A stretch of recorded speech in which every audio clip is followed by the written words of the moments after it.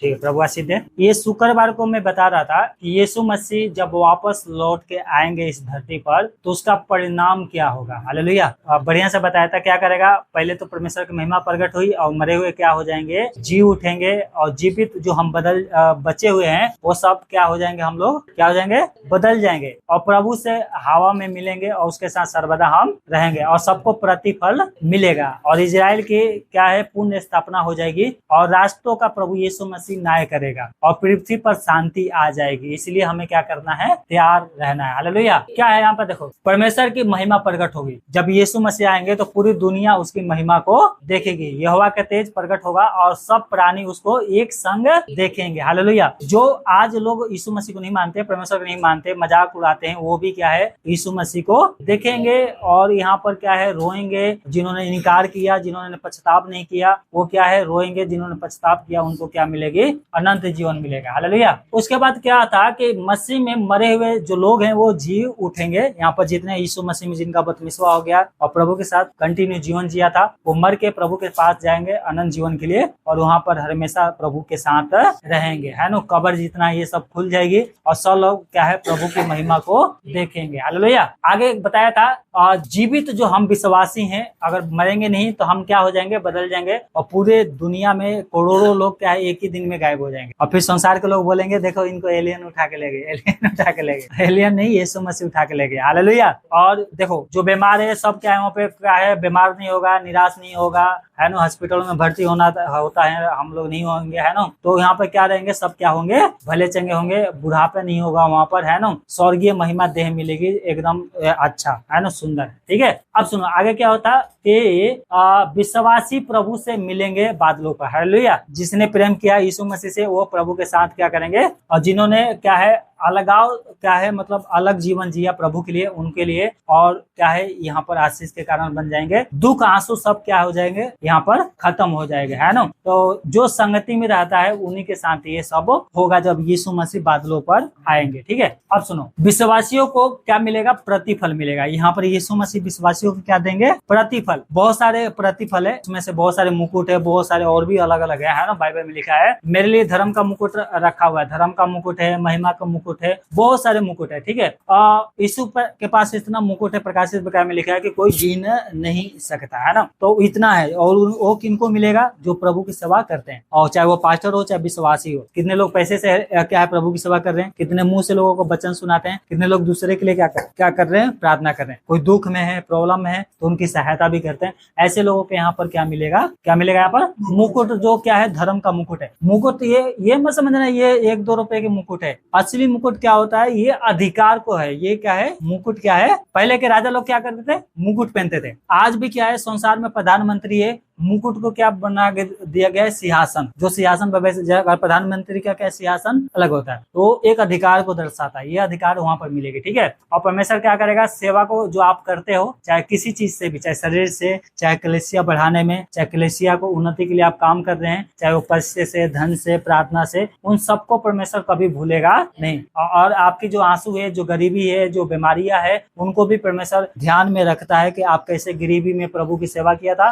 कैसे बीमारी में प्रभु को क्या है इनकार नहीं किया था, प्रभु के साथ जीवन जिया था और प्रार्थना आपने किया था। इन सबको परमेश्वर कभी भूलेगा नहीं, उनका प्रतिफल यहाँ पर मिलेगा, इसका प्रतिफल यहाँ पर मिलेगा। ठीक है। और एक उसके बाद क्या होगा, इजराइल की पुण्य स्थापना होगी। इजराइल एक देश है, इजराइल एक देश है। अब सुनो ध्यान से, ये बहुत बड़ा भेंट है, कम से कम 2-3 घंटा लग जाएगा समझाने के लिए। शॉर्ट में मैं बता रहा हूँ, जब यीशु मसीह क्रूस पे चढ़ाया गया था और तो इन लोगों ने एक गलती किया था, ये यहूदिया, ये सब इजरायली गलती किया था। उन्होंने कहा था कि इसकी खून की बदला मुझसे लिया जाए और मेरे बच्चों से। फिर 70 साल के बाद क्या यीशु मसीह ने क्या किया था, मत्ती 24 अध्याय और 25 अध्याय सब मिला के पढ़ोगे तो वहां पर लिखा है कि ये मंदिर यहाँ पर था परमेश्वर का मंदिर, वो ढा दिया जाएगा। तो ये वचन पूरा होने के लिए 70 एडी में क्या है, मंदिर को ढा दिया गया था। और फिर क्या है, 15 अगस्त 1948 में इजराइल को पूर्ण स्थापना हुआ था। और शायद 15 अगस्त या कोई और डेट है, मुझे याद नहीं है, लेकिन 1948 में। हमारा देश कब आजाद हुआ था, 1947 में। 1 साल के बाद क्या है, परमेश्वर ने, और जो ऐसे पुराना नियम में भविष्यवाणी हुई थी, और परमेश्वर ने दास से पूछा, अपने दास से, एक बात बताओ, कोई भी देश क्या एक दिन में बन सकता है? तो सब लोग बोला नहीं, एक दिन में कैसे देश बन सकता है, हजारों साल लगता है ना। परमेश्वर ने कहा मैं एक ही दिन में इजराइल को बना था। हालेलुया। और एक ही दिन में 1948 में क्या है, ये इजराइल क्या है, पूरा दुनिया के लोग, बड़े बड़े लोग बोले कि इजराइल को मान्यता एक ही दिन में दे दिए, और एक ही दिन में न्यूज चली, पेपरों में, मुंह के द्वारा, जो जानते थे उनके द्वारा चिट्ठी लिखा गया कि जितने लोग यहूदी हैं वो सब इजराइल में आ जाए, क्योंकि इजराइल एक ही दिन में बन के तैयार हो गया। अब यहाँ पर क्या हुआ था, 2000 सालों में जब ये लोग अपने घर छोड़कर भाग गए थे लड़ाई के कारण, और जब 70 में, तो यहाँ पर मुस्लिम लोगों ने कब्जा कर लिया था यहाँ पर। कहाँ पर? इजराइल में। और ये है ना, ये चर्च वो नहीं है, ये मुस्लिम का क्या है, वो ये क्या है, मस्जिद है। ठीक है, इसी मस्जिद को उड़ा के यहाँ पर क्या बनेगी, इस मस्जिद को परमेश्वर एक ही दिन में उड़ा देगा, और यहाँ पर तीसरा मंदिर बनेगा परमेश्वर का। कौन सी मंदिर? पहला मंदिर किसने बनाया था? सुलेमान ने। फिर वो नष्ट हो गया था। फिर क्या है, वो लोग 70 साल के लिए बंधुआई में गए थे, दानियल भी उस बंधुआई में गया था। फिर क्या, दोबारा आज्ञा निकला, तो ईरान के राजा ने कहा, ईरान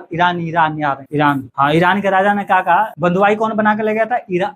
इराक क्या किया था, बंधुआई बनाकर ले गया था इन यहूदियों को। ईरान को परमेश्वर ने खड़ा किया, और ईरान ने क्या किया, परमेश्वर ने उसकी सेना के द्वारा इनको छुटकारा दिया, और ईरान ने इजाजत दिया कि जाके अपना परमेश्वर का भवन बनाओ, क्योंकि परमेश्वर ने मुझे बात किया है और तुम जाके बनाओ। तो ये सब आके दोबारा मंदिर बनाए। फिर ये मंदिर बन के तैयार हो गया। वही मंदिर यीशु मसीह के क्या है, प्रशंसा कर रहे थे, देखो ये कितना बड़े बड़े पत्थरों को लगाया गया है। यीशु मसीह ने भविष्यवाणी किया था कि ये मंदिर क्या हो जाएगा, ढह जाएगा। यहाँ पर एक मंदिर था परमेश्वर का, ये जब तितर बितर हो गए तो 2000 साल तक क्या है, कोई इंडिया में आ गया, कोई पाकिस्तान में, कोई चाइना में, कोई अमेरिका में, यूरोप में, सब फैल गए ये यहूदी लोग। ठीक है, फिर 1948 में जब आके देखा तो क्या बोला, अरे यहाँ पर परमेश्वर का मंदिर था और यहाँ पर मस्जिद बन गया।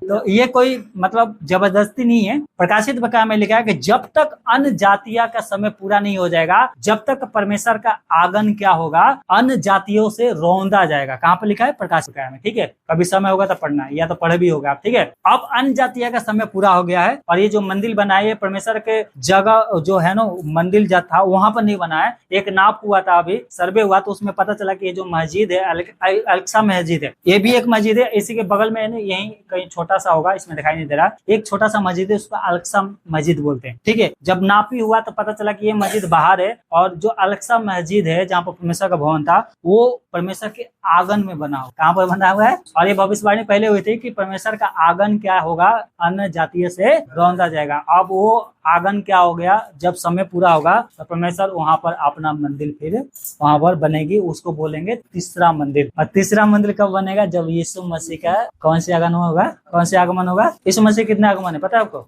अभी कौन से आगमन होने वाली है नहीं पता? इतने दिन से चिल्ला के बोले यीशु मसीह का दूसरा आगमन होगा। अभी यीशु मसीह का दूसरा आगमन कहाँ पर होगा? बादलों पर। और उस दिन, जिस दिन आगमन होगा, उस दिन करोड़ों लोग एक ही दिन से धरती पर से गायब हो जाएंगे। जो अभी मैंने पिछले बताया था ना, बादलों पर हम उठा लिए जाएंगे, जो प्रभु में मरे वो जिंदा हो जाएंगे। और आगे क्या होगा? जो बच जाएंगे वहां पर क्या होगा? यीशु मसीह का तीसरा आगमन होगा। कौन से होगा? यहाँ पर युद्ध चल रहा होगा, कोई मस्जिद तोड़ रहा है, कोई यहूदियों को मार रहा है, कोई मुस्लिमों को मार रहा है, यहाँ पर होगा। और उस जिस दिन यहाँ पर परमेश्वर का मंदिर बनेगा, वहीं पर तीसरा आगमन होगा। हालेलुया। और यरूशलेम से यीशु मसीह दाऊद के सिंहासन पर बैठेगा। किसके सिंहासन पर?